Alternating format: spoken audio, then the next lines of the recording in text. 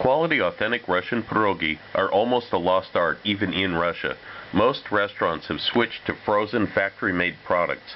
I'm going to show you here how to make the old-style, quality Soviet Russian bakery pierogi, as well as a modern interpretation that I created for one of the best restaurants in St. Petersburg. It's received the highest praise from the local press. Russians are real big on grating vegetables.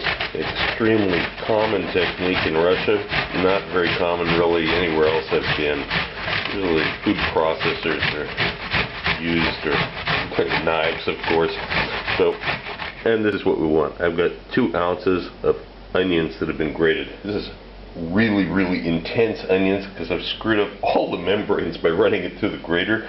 So this is like the most eye-watering type of onion you can get. I've also got the mushrooms here that have been cleaned and washed. I'm going to cut those up rather in a few minutes, and a few cloves of garlic. This is all we're going to need to begin this. Very simple. I'll show you real quick here. We're not looking to cut these mushrooms up too tiny, because as they cook, they're going to break up more. This is all we need. This is as small as we're going to need them. Pan's getting hot. I'm going to add oil to it. We'll be fairly generous with this. We'll give it just a minute to get warm here. And I'm going to add all the cut up mushrooms. The usual French rule of not allowing the mushrooms to pile up on top of each other doesn't apply here. It's an entirely different approach. This is the way Russians cook. This is the way you get the results that are authentic. It's not the way that it would be done in France, obviously. And after a couple minutes, you're going to add about a teaspoon of salt to this to help the mushrooms give up some of their moisture. And the heat is on about 7 out of 1 to 10. So we're cooking it, but we're not burning it, that's for sure. It's going to cook for a while this way. In the meantime, I've cut up the garlic into small pieces, but we're going to add that later because we don't want to have any of the garlic burn in it, and the mushrooms are going to take a while. Hey, you can see after about 5 minutes you start getting a pool of liquid here on the bottom. That's the mushroom, or the water in the mushrooms coming off. Again, not what you would want if this was French cooking, because you'd want to have a lovely brown on the mushrooms. It won't take place. We're basically boiling these mushrooms in their own liquid, but that's what we want. It's been 10 minutes now. You can see that there's actually a little bit of the moisture is starting to go the other way. It's starting to actually start to dry out just a little bit now.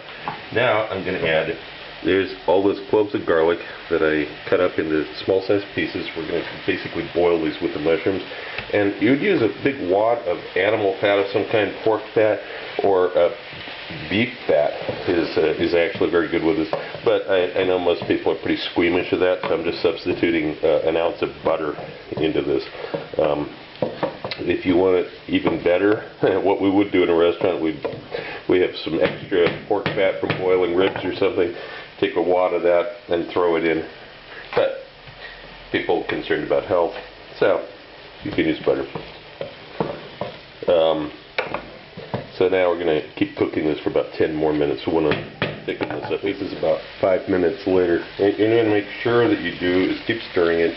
What this fat has done is it's increasing the temperature in the pan. It's driving off more moisture, and what we're getting is mushrooms that are in the fat, or in the butter in this case, with less and less moisture as this continues to cook.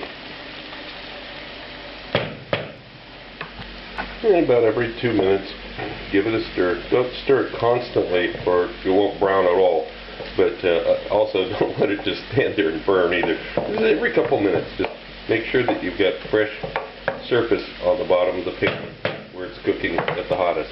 It's been 5 more minutes total since the last time. So these have been cooking 20 minutes in all. You can see, if you look, you can see this is pretty oily at the bottom. There's very little moisture. It's almost all fat and mushrooms at this point. That's the stage that we want. Now we're going to add those grated onions in.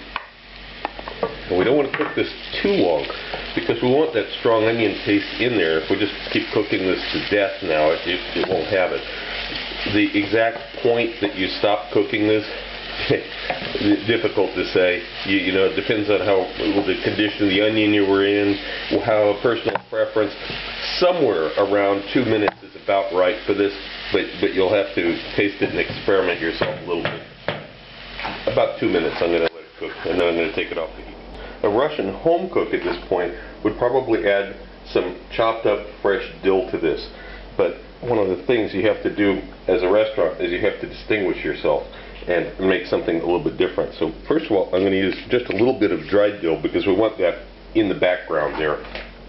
Then I'm going to add about a tablespoon of what I've called Spanish sauce. You have to watch my videos.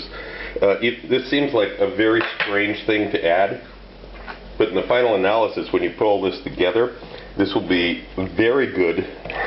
It'll have a magical kind of flavor to it that you won't be able to figure out. It's like, how did you get that out of these mushrooms? Yeah, that's how. It's one of those restaurant kind of tricks that goes on behind the scenes. So this is pretty good. Now what we have to do is we have to let this cool off. Put this in a container and leave it in the refrigerator, typically till the next day. So you want this to be quite solid and gelatinous so that it's easy to put into the pie dough. Okay, this is the next day. I made the dough just as in the other video. I used slightly less flour. I used 325 grams instead of 350 to make it a moister dough, because now we're going to have filling, we're making pirogi, we're not making bread. But other than that, the recipe is identical. It's just slightly less flour, very slightly less. So, the trick here now, after you pull it away, is you get a bowl that has some flour in it. Put some flour in your hand. And you're going to take, this is a very goopy kind of dough. Well, not very, I've seen worse, but still it's pretty goopy. You can do this with a rolling pin, but the results will actually not be as good as if you can just try to do it with your hands. So stretch this out a little bit. I've got the mushrooms from yesterday, and just put a little group of those in there. Kind of fold this up.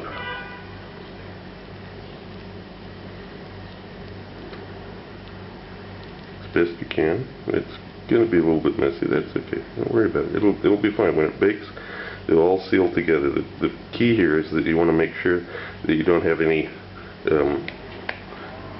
pieces that are exposed. If you've got a crack or a seal or something, just pinch it together and smooth it out again. And after a few minutes, you'll get a bunch of these, and you line them up on the same sort of buttered sheet as before. And then, of course, you're going to put a cloth over these, let them raise again, just like last time.